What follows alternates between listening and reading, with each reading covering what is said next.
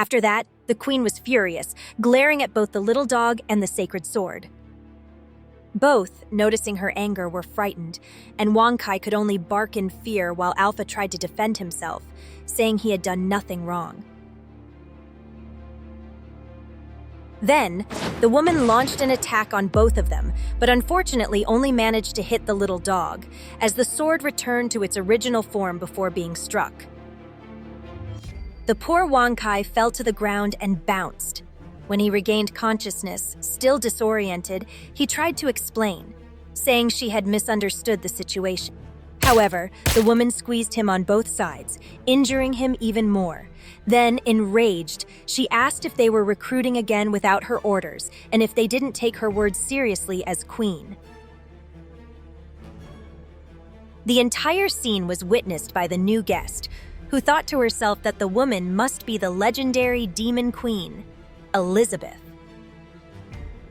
The woman asked, while hitting the poor dog, if he couldn't control himself. However, the guest, after witnessing the whole scene, couldn't understand why the conflict with that artifact had begun. Then she reflected that her plan was going well, as she only needed to completely capture the legendary hero to use him and fulfill her pact with Azathoth, which is to eliminate. She knew she couldn't waste more time, so she began to use her deadly temptation ability on the hero. But upon attempting to reach him, the magic dissipated, or rather, it never reached him. Seeing this, she wondered if something had gone wrong, as her deadly temptation hadn't affected him at all, which worried her more and more as the hero approached. It was then that he spoke to her, offering her a cup of barley tea he had prepared. Before taking the cup, she used her deadly temptation again, thinking it was impossible for anyone to resist such power. At that moment, Leping gave her a blank stare. But then the situation changed. He asked if she felt uncomfortable, noticing her eyes trembling. At the same time, he mentally questioned if some monster outside had scared her. It's revealed that she was nervous because her ability wasn't working well, causing her mild spasms from the extreme effort. Then she extended her hands to reach the teacup, and the hero suggested she drink a bit to relax. He added that when she recovered, they could take her back to the city. She began to bring the cup closer to her lips, reflecting that the tea possessed powerful magic. Right after taking a sip, the tea's power awakened something inside her. Suddenly, in her mind, she saw a gigantic wave of tea seemingly falling on her, soaking her completely. However, this was all in her mind, as in reality, she had just leveled up. Leping, noticing her expression of surprise, asked if she felt better. She then dropped the cup, began trembling, and asked him what he had given her to drink, as she felt something moving in her abdomen, concentrating in a single point. Then, the sensation began to move upward, leaving her in endless agony. This made the hero desperate, who began running from side to side, showing his anguish. He asked her what was happening and if she was allergic to barley. At that moment, the queen appeared and commented that what was happening to the guest was obvious, citing Gigi as an example, as both had signed a contract with the Sea of Darkness, which had contaminated them. The man asked why she didn't save her as she had done with Gigi, but the queen changed her attitude and replied that she wouldn't do it, not in a million. Furthermore, she reflected that he was pretending, as he knew Leping had broken the contract using the barley tea, and that what she was suffering now was just a rejection reaction. She added that he always sought an opportunity to show how incredible he was as a creator. However, the woman continued trembling and agonizing from her rejection of the tea. Then, a dark mass began to come out of her mouth, or rather accumulated there, to be expelled with the next wave of the substance. Finally, she spat it out, freeing herself from all the power of the Sea of Darkness and revealing a small substance left on the ground. Leping, observing this, commented that it was one of those magical bugs they had found before, and he showed At that moment, the slime came to life and declared that this time it was very stealthy, asking how he discovered it. Swearing eternal hatred towards both of them, it cursed them with the power of chaos. However, before continuing its threats, something hit it. It was a robotic vacuum cleaner announcing that it was cleaning and warning them to watch their steps. Leping commented that he had quite a scare. It seemed he hadn't heard the voice, as he thought it was just regular dirt. After that, the queen asks the woman what her purpose is in coming there. Rusabed responds to avoid misunderstandings, explaining she was forced. However, she secretly wonders if her contract with Azathoth has been cancelled in this way, concluding that events have completely exceeded her expectations. However, Elizabeth informs her that she cannot lie in front of her and begins to release some of her power. Both women are transported to another place, where a red moon rises behind the queen, while Rusabed finds herself in a field full of bones. Rusabed reflects that this oppressive feeling is beyond the level she was told the queen had, making her feel insignificant like an ant. Before anything else happens, Leping appears, laughing, and comments that the queen has been in a bad mood lately, asking if he can speak. Then, understandingly, he says he understands she was forced and asks if it has something to do with the Dark Guild, asking her to tell him little by little. Desperate, the woman affirms it is so. Throwing herself at the hero's feet and embracing him, this action is observed by the queen, who becomes angry while the hero is left surprised. Rusabed then reveals that the Dark Guild and the so-called Dark Sea of Azathoth are conspiring and forcing her to work for them.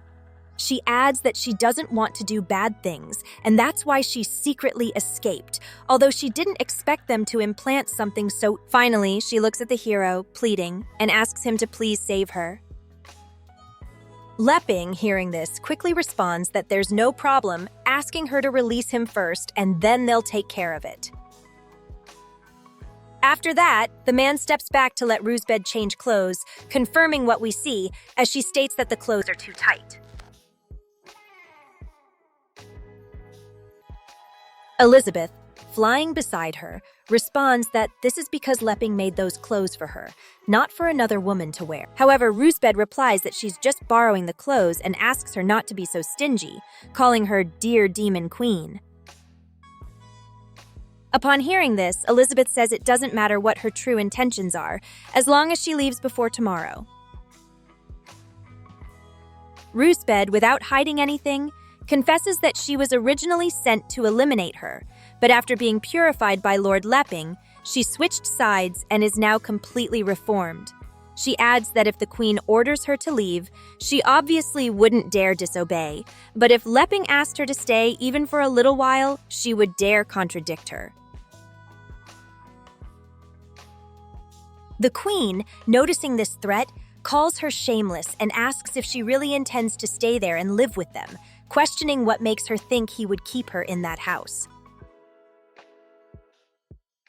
It's then that she reveals it's as everyone says. Even a hero cannot resist the beauty of a lady. And perhaps this is because of her perfect body. But after seeing the Demon Queen, she doubts she would understand. The little queen asks if she's referring to her current appearance, while she reflects on how she's been relaxing lately and hasn't been concerned about the accumulated fat, slightly pinching her abdomen. However, that's not a problem. As with a snap, she activates her negative attribute conversion magic, starting to glow and completely transforming her figure. In the end, she asks if that's the perfect body she was talking about. Then, the queen begins walking toward Rusabed. Getting closer and closer, now face to face, she asks what's wrong and where all the confidence she had before went. She asks her to take a good look and confirms that in front of her, she is nothing. She begins to overlay her plot over her rivals, but something happens. Her rival's plot prevails, overlaying the queen's. At that moment, Rusabed lets out a small laugh, while the queen screams in rage, saying it's impossible. Hearing the scream, Leping enters quickly, asking what happened. The intruding woman, seeing this, quickly grabs the queen's arm to pretend that Elizabeth slapped her, all under the hero's gaze. After that, Rusabed begins to act as a victim. telling Elizabeth that if she did something wrong, she can correct it. This leaves the queen speechless, very different from the hero, who seems angry and calls her by her name, questioning what she's doing. But Ruzbed doesn't stop there, asking Leping not to blame Elizabeth, and even though he saw her being scolded, she considers it her fault. The hero asks Miss Ruzbed not to cry and believes there must be some misunderstanding, asking Elizabeth if that's so. Ruzbed begins to celebrate, thinking she has plunged her into her own trials, and no matter how she explains it, as long as she keeps admitting it was her fault, the hero will always be on her side. However, Ruzbed didn't expect Elizabeth to respond that there's no misunderstanding since she is the queen, and asks what the problem is if she hits her. The woman, in distress, asks Leping if he could say something fair. It's then that he responds, saying he's just saying that. But before finishing his sentence, Elizabeth asks what it is he wants. At that moment when the boy gives his approval, responding that she did well to hit her, as he's sure she has her reasons. This leaves Ruzbed shocked by such an attitude. Then he explains that Elizabeth is a demon and that her power is unfathomable. He also mentions that surely she has detected some trace of lingering evil within Ruzbed. He confirms that Elizabeth may be somewhat blunt in her way of helping, but she definitely does it for her own good, asking her to cooperate with her and have some patience.